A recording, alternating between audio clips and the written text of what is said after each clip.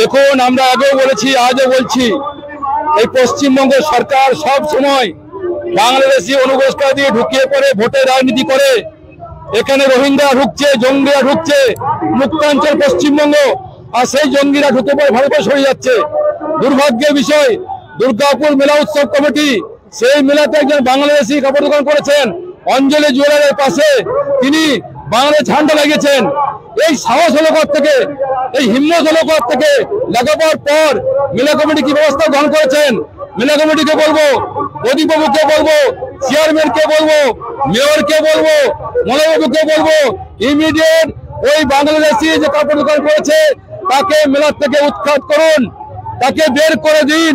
যদি না করবেন তাহলে পুলিশকে বলছি সাবধান হন।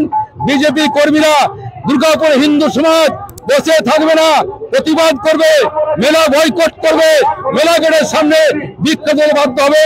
আর তখন যদি বিশৃঙ্খলা তৈরি হয় তার দায় পুলিশ থাকবে, তার দায় মেয়র থাকবে, তার দায় প্রদীপবাবু থাকবেন।